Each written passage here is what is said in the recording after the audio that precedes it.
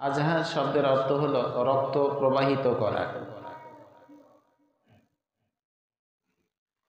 রক্ত প্রবাহিত করা ওই দিন এত গুরুত্বপূর্ণ, আল্লাহর কাছে এত প্রিয় আমল আর নাই, সেটা হলো রক্ত প্রবাহিত করা। এটা আল্লাহর কাছে অত্যন্ত পছন্দনীয় একটু ইবাদত। আলহামদুলিল্লাহ কর। তিরমিজির হাদিসে আছে, রক্ত জমিনে গড়ার আগেই আপনার এই আমলটা আল্লাহর দরবারে কবুল হয়ে যায়। রক্ত জমিনে পড়ার আগেই মর্যাদাপূর্ণ স্থানে এর নেকিটা ওখানে পৌঁছে যায়। আলহামদুলিল্লাহ কন। এই আমলটা ওখানে পৌঁছে যায়। সুতরাং কোরবানি দেখে শুনে ভালো, সুন্দর, সুঠামো, দেখতে ভালো, যার শিং আছে, যার লেজ ঠিক আছে, কান কাটা নয়, চোখ নষ্ট নয়, দেহটা একবারে পরিষ্কার সিলসিলে, এমন ধরনের কোরবানি আপনি ক্রয় করবেন। উত্তম ও উত্তমতা হলো একটা পরিবারের পক্ষ থেকে একটা কোরবানি দেওয়া, এটাই হলো উত্তম কথা। আমরা কোরবানি করব একজনকে খুশি করার জন্য। একটু বলেন, কারে খুশি করার জন্য? আল্লাহ তাআলাকে। হে আল্লাহ, তুমি আমাদের চেতনা, আমাদের এই ত্যাগ কোরবানিকে তুমি কবুল করে নাও। আমরা সবাই বলি আল্লাহুম্মা আমিন। মান কানা লাহু সাআ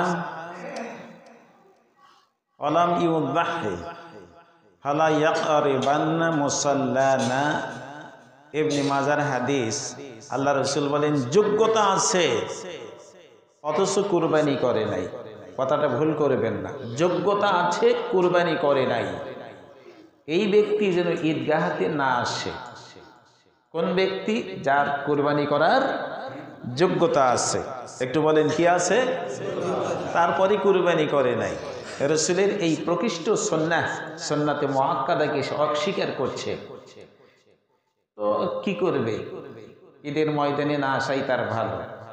আমি গরিবদেরকে বলি নাই, যার যোগ্যতা আছে কোরবানি করে নাই, তার জন্য রাসূল আমার তিরস্কার করেছেন। এটা আবার কিন্তু হজের মাস। আলহামদুলিল্লাহ কোন? এই মাসের 9 তারিখে সৌদি আরব 9 তারিখ, বাংলাদেশে হয় 8 তারিখ। বাংলাদেশে কত তারিখ হয়? 8 তারিখ। এটা হলো হজের দিন। সেটা হবে সামনে বৃহস্পতিবারে। আলহামদুলিল্লাহ কন। এই হজের তারিখে সিয়াম পালন করা, আপনি এই 9টা সিয়ামই পালন করতে পারেন। একান্তই যদি করতে না পারেন, তো 9 তারিখ ইয়ামুল হজ, ওই তারিখে আপনারা সিয়াম পালন করবেন, মানে আগামী বৃহস্পতিবারে। আহতাসিবু আলাল্লাহ আইয়ুকাফিরা সানাতাল্লাতী ক্বাবলাহুম ওয়া সানাতাল্লাতী বা'দাহুম। তার বিগত আর সামনের, আগামীর 1 বছর, পিছনের 1 বছরের গুনাহের রাশি আল্লাহ মাফ করে দিবেন। সহিহ মুসলিমের হাদিস। আল্লাহ আমল করা তৌফিক দান করুন। সবাই বলেন আল্লাহুম্মা আমিন। এই 10 দিনের গুরুত্ব কেমন? বুখারীর হাদিসে বলা আছে, জিলহজ মাসের 10 তারিখের গুরুত্ব হলো সর্বাধিক। তা লাইলাতুল কদরের চাইতে উত্তম। সুবহানাল্লাহ কর। সাহাবারা জিজ্ঞাসা করেন, জিহাদ?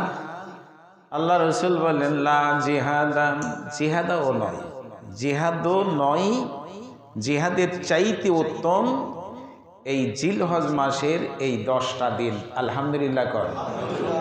জিলহজ মাসের প্রথম দশকের মূল্য সর্বাধিক, সবচেয়ে বেশি গুরুত্বপূর্ণ। অতএব এর মধ্যে আমাদের আমল করতে হবে।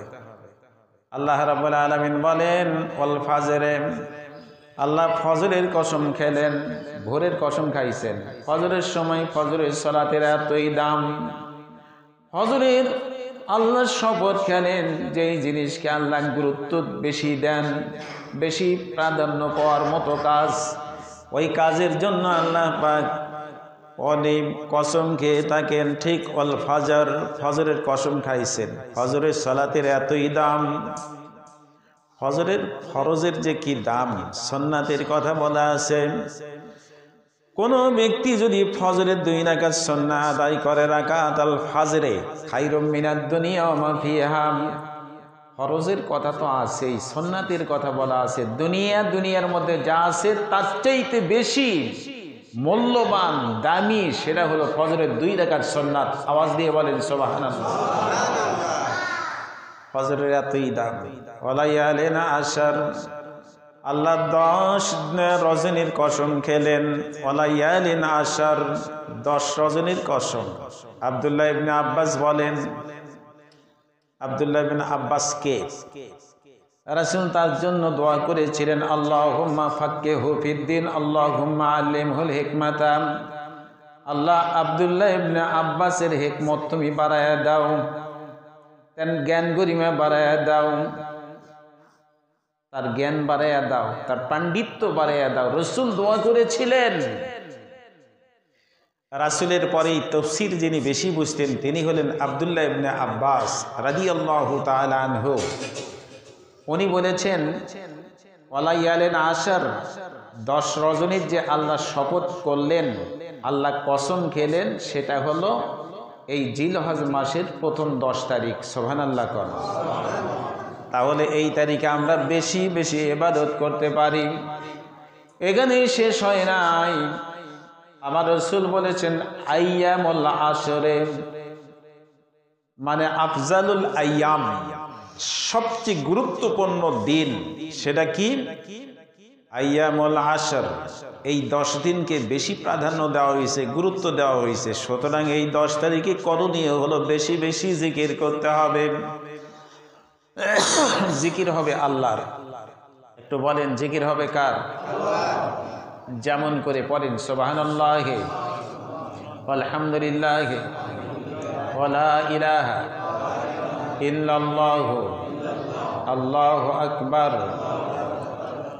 এই 4টা কালিমার এতই দাম, পৃথিবীর মধ্যে যা আছে রাসূল বলেন তার চাইতে বেশি মহব্বতের কালিমা 4টি, সুবহানাল্লাহি আলহামদুলিল্লাহি ওয়ালা ইলাহা ইল্লাল্লাহু আল্লাহু আকবার। আমার কাছে এত প্রিয়, এত নামি দামি এই 4টা কালিমা। সুবহানাল্লাহ মানে আল্লাহ পবিত্র। একটু বলেন, পবিত্র কে? আলহামদুলিল্লাহ, প্রশংসা হবে আল্লাহর। একটু বলেন, প্রশংসা হবে কার? ওয়ালা ইলাহা ইল্লাল্লাহ, আল্লাহ ছাড়া কোনো ইলাহ নাই। তার মানে হলো একমাত্র আমাদের পালনকর্তা, লালনকর্তা, বিধানদাতা, একমাত্র ইলাহ। একটু বলেন, তিনি কে? এটা হলো আসল কথা। তারপরে বলা আছে আল্লাহু আকবার, আল্লাহ সবচেয়ে বড়। একটু বলেন, সবচেয়ে বড় কে? বন্ধুরে, এই দুনিয়াতে আল্লাহর ক্ষমতা, কবরে গেলে আল্লাহর ক্ষমতা। এই দুনিয়াতে অনেকেই মনে করে আমি বাংলাদেশের মালিক, পৃথিবীর মালিক, সৌদির মালিক। কিন্তু শুনে রাখেন, মৃত্যুবরণ করার পর দুনিয়ার বাদশার আর কোনো ক্ষমতা নাই। কবরে ঢুকেছেন, আর কোনো ক্ষমতা নাই। তাহলে একটুখানি বলেন, ক্ষমতা একজনেরই থাকবে। একটু বলেন, তিনি কে? লা ইলাহা ইল্লাল্লাহ, আল্লাহু আকবার। সবচেয়ে যিনি হলেন বড়, তিনি হলেন আল্লাহ। এই জিকিরগুলো একটু করেন, মনে মনে আরো জিকির করেন। মিথ্যা আর বলবো না। এই 10 দিনের আমলের কথা বলছি। মিথ্যা আর বলবো না। মিথ্যা বলাম, মিথ্যা বলা কি এটা ছোট পাপ না বড় পাপ? কোনটা? তাহলে তো মিথ্যা হয়ে যায়। তো কথা বলতে বলতে একটা মিথ্যা বললাম, আর মনে করলাম যে একটা বলেছি, ধরা তো পড়লামই না, কিছুই হবে না। কিন্তু একজনের খাতায় ধরা পড়েছেন। একটু বলেন, কার খাতায়? মিথ্যা বর্জন করি, এখন থেকে নেক আমল করি, সত্য কথা বলবো। মানুষকে কত যাতনা দিই, এখন থেকে আর যাতনা দেব না। মনে মনে স্মরণ করলাম, আল্লাহ গো, আগে যা করেছি সব অপরাধ তুমি মাফ করে দিয়া এখন থেকে আমার জিহ্বাকে তুমি সত্যভাষী, সত্যবাদী বানায়া দাও। এমন করে আমরা আল্লাহর কাছে প্রার্থনা করতে পারি। এই 10 দিনের কথা বলতে গিয়ে আর একটুখানি বলে যাই, মিথ্যা বলবো না, খারাপ কর্ম করব না। চোখ দুটো এত দুষ্ট হয়ে গেছে, সুন্দরী বিটিসল দেখলে খালি ওই দিকেই যায়। এটাও বর্জন করে এটা আর করবো না। আল্লাহ রসুল বলেন, আলী রে, একবার যদি কোনো বিটি ছেলের দিকে নজর যায়, এটা ভুলে যায়, হঠাৎ করে চলে গেছে, দ্বিতীয়বার গেলে শয়তান কর্তৃক হয়, এরপরে যতবার দৃষ্টি যাবে শয়তান কর্তৃক হয়।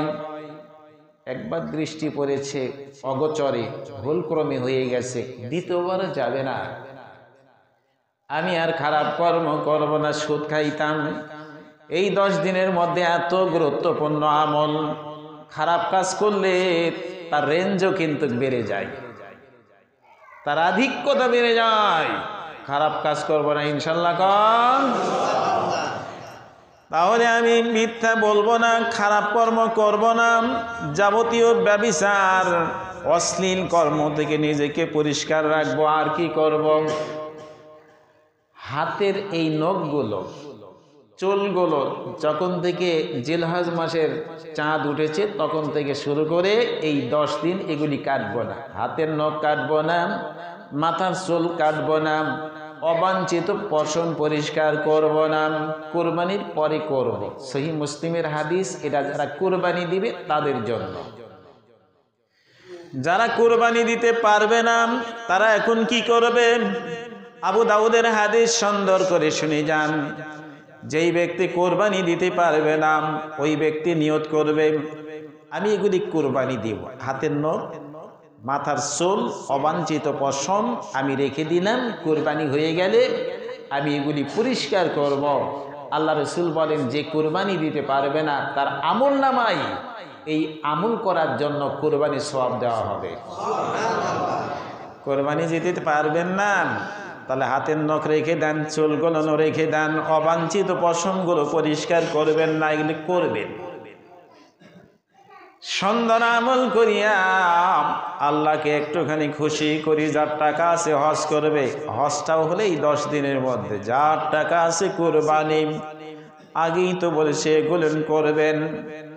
আরেকটা আমল করে জানবে ভাই, বেশি করে তওবা করি। তওবা মানে ফিরে আসা, আল্লাহ রাস্তায় ফেরত আসা, জীবনে আর কোনোদিন খারাপ কর্ম করব না। বলেন আস্তাগফিরুল্লাহ। সবাই বলেন আস্তাগফিরুল্লাহ। আমি ক্ষমা চাই, বলেন কার কাছে? ওয়া আতুবু ইলাইহি, আমি তওবা করছি। বলেন তওবা করছি কার কাছে? বলেন আস্তাগফিরুল্লাহ। বলেন আস্তাগফিরুল্লাহ। আল্লাযী লা ইলাহা ইল্লা হুয়াল হাইয়ুল কাইয়্যুম ওয়া আতুবু ইলাইহি। তিরমিজির তওবামূলক, ইস্তিগফারমূলক এই দোয়া। গুনাহ থেকে বাঁচার জন্য, পরিষ্কার হওয়ার জন্য আপনি এই দোয়াটা মুখস্থ করবেন। একান্ত যদি জানা না থাকে তাহলে সংক্ষিপ্তভাবে যেইটা হলো ইস্তিগফার সেটা পড়বেন। আস্তাগফিরুল্লাহ। বলেন আস্তাগফিরুল্লাহ। আমি ক্ষমা চাই আল্লাহর কাছে। একটু বলেন ক্ষমা চাই কার কাছে? আর একটু যদি বাড়াইয়া বলেন ওয়া আতুবু ইলাইহি। বলেন ওয়া আতুবু ইলাইহি। আমি তওবা করছি আল্লাহর কাছে। একটু বলেন তওবা করছি কার কাছে? আল্লাহর কাছে। এগুলি একটু পরে। আর একটা দোয়া আছে, সেইটা একটু এখানে বলে যাই। সাইয়্যিদুল ইস্তিগফার বলা হয়। ইতিমধ্যে অনেকের মুখস্থ আছে, মুখস্থ না থাকলে জাহান্নামের আগুন থেকে বাঁচার জন্য, কবরের শাস্তি থেকে বাঁচার জন্য এই দোয়াগুলো মুখস্থ করে নেবেন। আমার দরদি ভাই, দুনিয়া পেয়ে আমরা মাতোয়ারা হয়ে গেলাম, আস্ফালন করছি। দুনিয়াটা মস্ত বড়, খাওয়া দাও ফুর্তি করে, কিন্তু কিছুই না। হাদিস দেখলাম, মরা ছাগলের দাম নাই, তার চাইতো দাম নাই এই দুনিয়াতে আল্লাহ পরীক্ষা করছেন। লে ইয়াবলুয়াকুম আইয়ুকুম আহসানু আমালা ওয়া হুয়াল আজিজুল গাফুর। বলেন আল্লাহু আকবার। আল্লাহ পরীক্ষা করছেন কে সুন্দর আমল করে। যারা সুন্দর আমল করবে তারা জান্নাতি। সুবহানাল্লাহ কর। যারা মানুষকে ঠকায়, ওজনে কম দেয়, ব্যভিচার করে, সুদের ব্যবসা, হিংসার রাজধানী, অহংকার করে রে ভাই, তার সঙ্গে কথাই বলা যায় না। এই ব্যক্তি জাহান্নামে চলে যাবে। জান্নাতে যাওয়ার জন্য সার্টিফিকেট আপনারই দেওয়া আছে। ইবাদুর রহমানিল্লাযীনা ইয়ামশুনা আলাল আরদি হাওনা, জমিনে নরম ভাবে চলে। কারা? যারা আল্লাহর খাস বান্দা, জমিনে নরম ভাবে চলে, অনেক কষ্ট সহ্য করে যায়। তারপরে প্রতিশোধ নেওয়ার ক্ষমতা আছে, ক্ষমতা লয় না। আল্লাহকে বলে, আল্লাহ আমি তো ধৈর্য ধারণ করলাম। এই ব্যক্তির জন্য আল্লাহর জান্নাত, আল্লাহ নিজ হাতে এই ব্যক্তিকে জান্নাত দান করবেন। সুবহানাল্লাহ। আল্লাহর জান্নাত রেডি আছে। সুতরাং এইভাবে একটুখানি চলেন, ভালো লাগবে। তাহলে বেশি বেশি করে আমরা পড়ব আস্তাগফিরুল্লাহ। বলেন কি পড়ব? বলেন আস্তাগফিরুল্লাহ। এই 10 দিনের জন্য আমলটা আপনার কাছে একটুখানি মরে যায়। বলেন আস্তাগফিরুল্লাহ ওয়া আতুবু ইলাইহি। আস্তাগফিরুল্লাহাল্লাযী লা ইলাহা ইল্লা হুয়াল হাইয়ুল কাইয়্যুম ওয়া আতুবু ইলাইহি। এটাও ইস্তিগফার মূলক বাক্য, সাইয়্যিদুল ইস্তিগফার বলা হয়। সবাই আমার সঙ্গে একটুখানি পড়েন। আমার রাসূল বলেন, যেই ব্যক্তি সাইয়্যিদুল ইস্তিগফার সকালবেলা পড়ে, দিনের মধ্যে যদি মারা যায় জান্নাতি হবে। সন্ধ্যাবেলায় সাইয়্যিদুল ইস্তিগফার যেই ব্যক্তি পড়ে, রাতের মধ্যে যদি মারা যায় এই ব্যক্তি জান্নাতি হবে।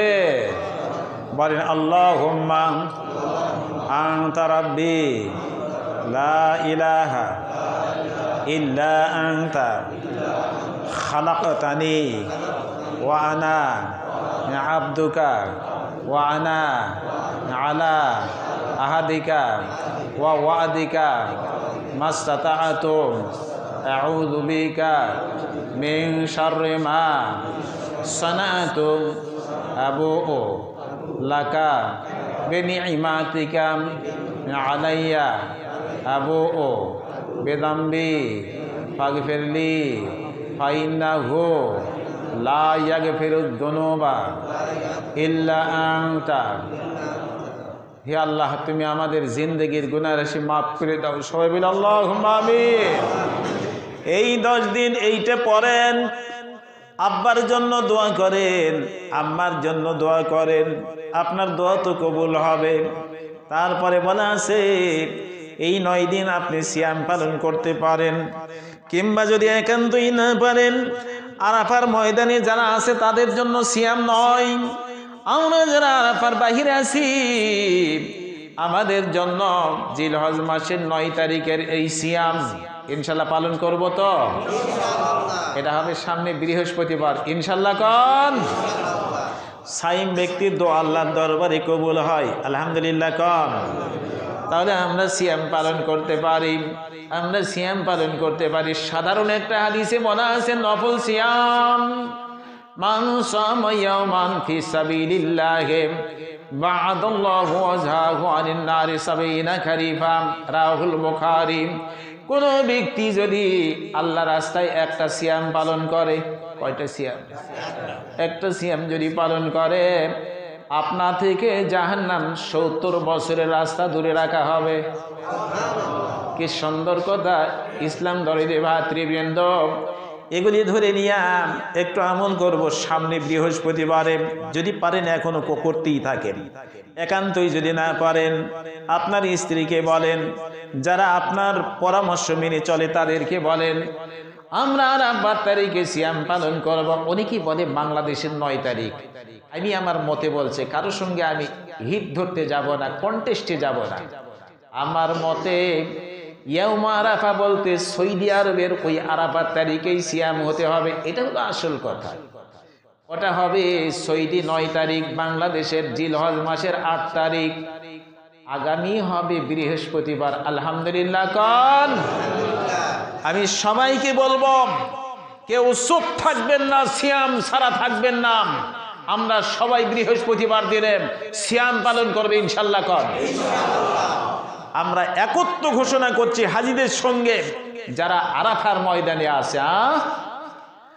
আর যদি ওই তারিখে ওই বৃহস্পতিবারে বিশেষ করে এই দোয়াটা বেশি পড়বেন, পড়েন লা ইলাহা ইল্লাল্লাহু ওয়াহদাহু লা শারীকা লাহু লাহুল মুলকু ওয়া লাহুল হামদু ওয়া হুয়া আলা কুল্লি শাইইন কাদির।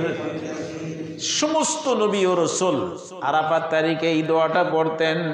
কোন দোয়া? লা ইলাহা ইল্লাল্লাহ, আল্লাহ ছাড়া কোনো ইলাহ নাই, তার মানে একজনই আমাদের ইলাহ বা রব। একটু বলেন তিনি কে? ওয়াহদাহু লা শারীকা লাহু, আল্লাহ একক, তার কোনো শরীক নাই। লাহুল মুলকু ওয়া লাহুল হামদু, একমাত্র ক্ষমতাশীল রাজত্ব হলো আল্লাহর। আসমান জমিনের মালিক জুড়ে বলেন কে? ওয়ালাহুল হামদ, সমস্ত প্রশংসা পাওয়ার যোগ্য সত্তা একমাত্র বলেন কে? ওয়া হুয়া আলা কুল্লি শাইইন কাদির, সমস্ত কিছুর উপরে একজনই শক্তিমান। একটু বলেন তিনি কে? এটা একটু লক্ষ্য রাখিয়া চলেন, বেশি বেশি করে পড়েন। আমার দরদি ভাই, কোনো ব্যক্তি যদি ওই তারিখে কিংবা আজকের দিনেও হোক, যে কোনো দিনে হোক, 100 বার যদি পড়ে কালিমায়ে তাওহীদ লা ইলাহা ইল্লাল্লাহ ওয়াহদাহু লা শারীকা লাহু লাহুল মুলকু ওয়া লাহুল হামদু ওয়া হুয়া আলা কুল্লি শাইইন কাদির, তার আমলনামায় 100টি নেকি যুক্ত করা হয়, 100টি পাপ ঝরে ফেলানো হয়। জোরে বলেন সুবহানাল্লাহ। 10 জন দাসকে আজাদ করলে যেই নেকি, এইটা আপনার আমলনামায় দেওয়া হবে। সুবহানাল্লাহ। আজকের দিনে এই দোয়া 100 বার পড়েছেন, আপনার মতো বড় আমলকারী আর কেউ নাই। যদি কেউ এর চাইতে বেশি করে আলাদা কথা, তাহলে তো আমরা আমল করতে পারি কি? লা ইলাহা ইল্লাল্লাহু ওয়াহদাহু লা শারীকা লাহু লাহুল মুলকু ওয়া লাহুল হামদু ওয়া হুয়া আলা কুল্লি শাইইন কাদির। আল্লাহ গো, সবাইকে আমল করার তুমি তৌফিক দাও। সবাই বলি আল্লাহুম্মা আমিন। করেন না আমল, একটু কি হবে? এই 10 দিন সুন্দর দিন। আবারও বলে যে আমার রাসূল বলেন, সহিহ বুখারীর বর্ণনা, এই 10 দিনকে এত প্রাধান্য দেওয়া হয়েছে, এত গুরুত্ব দেওয়া হয়েছে। 365 দিন, কেউ কেউ বলেছেন 354 দিনে একটা বছর হয়। এই 10 দিনের মতো গুরুত্বপূর্ণ দিন আর একটিও নাই। আমরা অবহেলা না করিয়া আমরা একটুখানি গুরুত্ব দিয়ে যাই ভাই। আমরা একটুখানি আল্লাহকে ডাকি, আমাদের জিন্দেগির গুনাহ রাশি মাফ করবেন। একজন জোরে বলেন তিনি কে? আল্লাহ। তারপরে আসুন, ওয়াসসামাই যাতিল বুরুজ ওয়াল ইয়াউমিল মাউদ ওয়া শাহিদ ওয়া মাশহুদ। শাহিদ দ্বারা শুক্রবার দিনকে বোঝানো হয়েছে, মাশহুদ দ্বারা আরাফাত তারিখকে বোঝানো হয়েছে। কোনো ব্যক্তি যদি শুক্রবার দিনে আমল করে, ভালো নেক কাজ করে, এগুলো কিয়ামত দিবসে তার জন্য আল্লাহর কাছে সুপারিশ করবে। বলুন সুবহানাল্লাহ। শাহেদ দ্বারা শুক্রবারকে বোঝানো হয়েছে, শুক্রবারের আমলকে বোঝানো হয়েছে। আপনি সুন্দর আমল করবেন শুক্রবার দিনে, এইটা কিয়ামত দিবসে আপনার কাছে হাজির করানো হবে। আলহামদুলিল্লাহ কর। আর মাশহুদ দ্বারা ইয়াউমুল আরাফা কি বোঝানো হয়েছে? ইয়াউমুল আরাফা ইয়াউমুল হজ, আরাফাত তারিখকেই হজের তারিখ বোঝানো হয়েছে। আলহামদুলিল্লাহ কন। মনে মনে নিয়ত করে নেন, আল্লাহ গো তুমি টাকা দিয়েছো, পয়সা দিয়েছো, সৌন্দর্যতা দান করেছো, আমার টাকা আছে আল্লাহ, তুমি আমারে হজ করার তৌফিক দাও। সবাই বলি আল্লাহুম্মা আমিন। টাকা আছে, হজ করছেন না, মায়া তো ছেলের, মায়া মেয়ের, স্ত্রীর গহনাপাতি ইত্যাদির কারণে তো মাত্র 5 দিন, 8, 9, 10, 11, 12, 5 দিনের মধ্যেই টাকা আপনার সঠিক আল্লাহ পাক আপনার কবুলে মানে কবুল হজ আপনার নিয়তে, মানে আপনার তকদিরে আল্লাহ কবুল হজ দান করবেন। আলহামদুলিল্লাহ কর। একটা জিনিস শুনে যান, হজ করবা আল্লাহকে খুশি করার জন্য। একটু বলেন কাকে খুশি করার জন্য? শোনেন, লিবিয়ার এক যুবক, আমি ভালো করে দেখলাম, আমার চাইতে ছোট হবে, 10 বছরের ছোট হবে। তার নাম হলো আপনার বলা আছে ইয়াসির, মানে মাহাদি মানসুর, ইয়াসির মাহাদি মানসুর ব্যক্তির নাম। গত শনিবারে উনি লিবিয়া থেকে হজ করতে যাচ্ছেন। যে কোনো এক কারণে হোক বিমানে আর ওনাকে নেওয়া হয়নি। এটা দেখবেন নেটে কিন্তু বারবার আসতেছে, তোলপাড় শুরু হয়ে গেছে হাজিকে নিয়ে। বিমান চলে গেল, কিছু দূর যাওয়ার পরে বিমান নষ্ট হয়ে যায়। বিমান আবার ফেরত আসলো, আসার পরেও এবারে গেট খুলে নাই, বিমান ঠিকঠাক করে নিয়ে আবার স্টার্ট দিয়ে চলে যাচ্ছে। প্রতিমধ্যে গিয়ে দেখে বিমান যাইবে না, বিমান অচল হয়ে যাচ্ছে। এই দিকে এই ব্যক্তি, তার নাম হলো আপনার এই মাহাদি আল মাহাদি, আমির আল মাহাদি মানসুর ব্যক্তির নাম। বলছে ইনশাল্লাহ আমার হজে যাওয়া চলবে, আল্লাহ আমাকে নিবে। উনি বিমান ঘাঁটি ছেড়ে দিয়ে যাচ্ছেন না। সবাই বলা বলি করলো, সবাই তো চলে গেল, আপনার তকদিরে কেন হজ হলো না? বলছে ইনশাল্লাহ আমি বিশ্বাস করি আমার দয়াবান আল্লাহ আমার হজকে কবুল করে নেবেন। বলেন আলহামদুলিল্লাহ। দ্বিতীয়বারের জন্য বিমান আবার ফেরত চলে আসছে।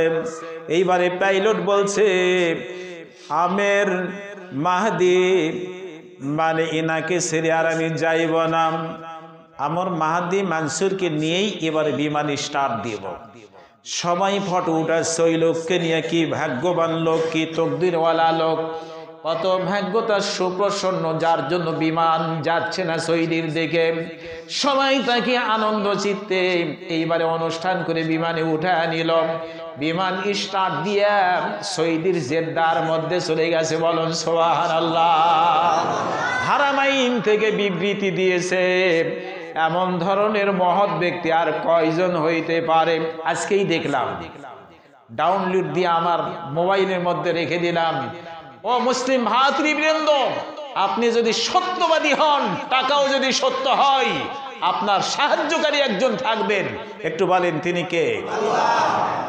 এই তো আসল কথা। আমির মাহাদি মানসুর, মুখে দাড়ি নাই, হৃষ্টপিষ্ট এক লোক, আল্লাহর উপরে ভরসা রেখে বলছে বিমান যাইতে পারে না, বিমান যদি যায় আমাকে ছেড়ে কিছুতেই কিছু যেতে পারে না। আমি আল্লাহর উপরে তার করে রাখছি, আমার আল্লাহ আমার হজ কবুল করে নেবেন। আলহামদুলিল্লাহ কম। এই হলো আসল কথা। যাদের 3টা জিনিস আছে, এক সামর্থ্য, একটু বলেন 1 নম্বর কি? সামর্থ্য, হজ করার মতো যোগ্যতা আছে। 2, রাস্তায় কোনো শত্রু তার নেই, শত্রুর ভয় নাই, রাষ্ট্রপ্রধান বাধা দেয়নি। 3, যেই ব্যক্তি সুস্থ আছে। আবারও বলি, যার টাকা আছে, যার রাস্তায় কোনো বাধা নাই। 3, যেই ব্যক্তি সুস্থ, তাকে হজে যেতে হবে, যেতে বাধ্য। যদি না যান, ইয়াহুদিয়ান আও নাসরানিয়ান, আমার রাসূল বলেছেন তুমি ইহুদি নাসারা হয়ে মারা যাও, তাতে আমার কিছু যায় আসে না। হজ করতে হবে, অবহেলা করে ছেড়ে দিবেন। অনেকে বলছে চান্স পেয়ে গেছে, উমরা করলেই ভালো হয়। টাকা আছে, উমরা কিন্তু হবে না। টাকা আছে, হজ করার যোগ্যতা, আপনি হজ করবেন, আল্লাহ করার তৌফিক দান করুক। আমরা সবাই বলে আল্লাহুম্মা আমিন। কারে খুশি করার জন্য হজ করবেন? আবারও বলেন কারে? আলিয়ামা আকমালতু লাকুম দীনাকুম ওয়া আতমামতু আলাইকুম নি'মাতি ওয়া রাদিতু লাকুমুল ইসলাম দীনাম। কত সুন্দর কথা আমার আল্লাহ বললেন। এই ঘোষণাটা আমার রাসূল জীবনে একবার হজ করেছেন, উমরা 4 হজ করেছেন একবার। উনি বিদায়ী ভাষণে বলেছিলাম, হেই ইয়া আইয়ুহান নাস, হে লোক সকল তোমরা শোনো, আলিয়াউমা আকমালতু লাকুম দীনাকুম ওয়া আতমামতু আলাইকুম নি'মাতি ওয়া রাদিতু লাকুমুল ইসলাম দীনাম। আজ থেকে দিন ইসলাম পরিপূর্ণ হয়ে গেল। ইসলামের মধ্যে কিছু ঢোকানো যাবে না, বের করা যাবে না। আল্লাহ সিগন্যাল দিয়ে দিলেন ইসলাম পরিপূর্ণ। একটু জোরে বলেন আলহামদুলিল্লাহ। কোরআনুল কারীম পরিপূর্ণ, আমার রাসূলের বিধান পরিপূর্ণ। আপনি এর মধ্যে দিয়ে নিজের মত খাটায়া নিজের মতামতে কিছু করবেন, চলবে না। আল ইয়াউমা আকমালতু লাকুম দীনাকুম, কামিল করা হয়েছে, পরিপূর্ণ করা হয়েছে। ওয়া আতমামতু আলাইকুম নি'মাতি, এখন তো নিয়ামত রাজিকে পরিপূর্ণ করা হয়েছে।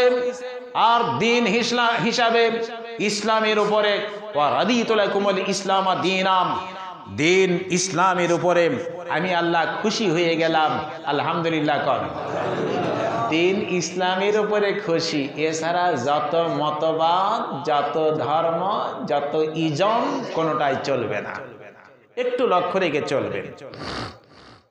কোরবানি দিব কাকে খুশি করার জন্য? আহারে, আপনি দোয়া করছেন রব্বানা তাকাব্বাল মিন্নি ওয়া মিন আহলি বাইতি, আল্লাহ এই কোরবানি আমার পক্ষ থেকে, আমার পরিবারের পক্ষ থেকে তুমি কবুল করো। আল্লাহকে তো দিয়েই দিয়েছেন, আমার গোশত খাওয়া কিসের এখানে? দান করলেন মাদ্রাসায়, সেটা তো ফেরত নেওয়া যায় না। দান করেছেন মসজিদে, ওটা তো ফেরত নেওয়া যায় না। আল্লাহর ওয়াস্তে দিয়েছে। একটু বলেন কার ওয়াস্তে দিয়েছেন? তাহলে কোরবানি দিয়েছেন কার ওয়াস্তে? গোশত নিয়ে এত টানাটানি কেন? আল্লাহর ওয়াস্তে দিয়েছেন, সব দিয়ে দেন। কিন্তু আল্লাহ বললেন এখানে একটা জিনিস, ফাকুলু মিনহাম, এখানে আল্লাহ হাদিয়া দিয়েছেন, আমাদেরকে উপহার দিয়েছেন। কি? তোমরা কোরবানির পশু থেকে খাও। খাওয়ার জন্য আল্লাহ এখানে আমাদের জন্য দুরস্ত বা জায়েজ করে দিয়েছেন। আলহামদুলিল্লাহ কর। এই আয়াত যদি না থাকতো তো কোরবানি দিয়ে সবগুলো গরিব মিসকিনের মধ্যে দেওয়া লাগতো। কিন্তু আল্লাহ বলেন ফাকুলু মিনহাম, কোরবানির পশু থেকে তুমি খাও। ওয়াতিমুল মুতাররাম, আল্লাহ বললেন তুমি কোরবানির গোশত থেকে খাও। যারা অতীত মুসাফির তাদেরকেও দাও, আত্মীয় স্বজন যারা পরশি চায় না তাদেরকেও তোমরা দাও।